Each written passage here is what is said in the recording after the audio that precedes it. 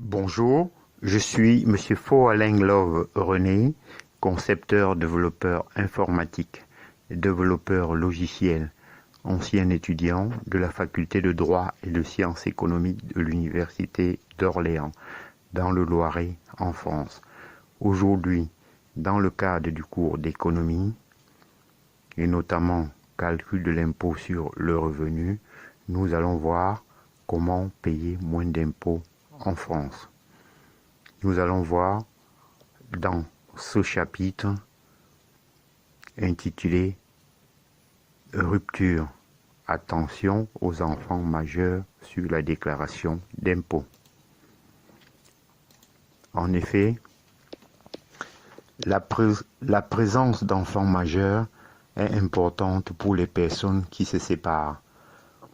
On retrouve la même optimisation que pour les enfants mineurs, avec le choix du rattachement à l'un ou à l'autre, si l'enfant a moins de 21 ans, moins de 25 ans, s'il faisait des études.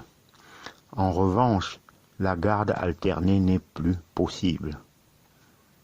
Ça se complexifie beaucoup plus pour les ex-conjoints au regard des points suivants. Le petit a, l'enfant majeur peut être rattaché à l'un des parents ou faire sa propre déclaration. Un troisième choix apparaît donc. Petit b, il faut prendre en compte les revenus de l'enfant. S'il gagne plus de 3 fois le SMIC dans l'année, ses revenus s'ajoutent dans la déclaration. C. S'il fait des études, le parent qui le rattache aura une réduction de 183 €. D. La déduction de la pension déductible est plafonnée à 6 042 €. Peu importe ce qui est prévu. Par ailleurs, vous ne pourrez déduire plus. Bien sûr, celui qui a l'enfant doit l'ajouter au revenu imposé.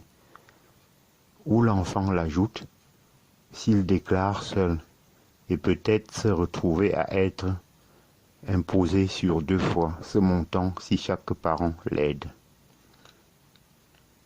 Enfin, si l'enfant habite chez un parent, même à temps partiel, on peut déduire une pension forfaitaire de 3 592 € au lieu des sommes versées. Cette fois, les pensions se déclarent en case 6 et L au lieu de 6 GU.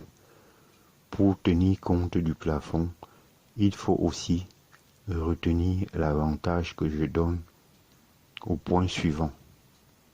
La rupture nécessite alors vraiment de faire des calculs savants pour déclarer correctement. J'en ai terminé et je vous en remercie.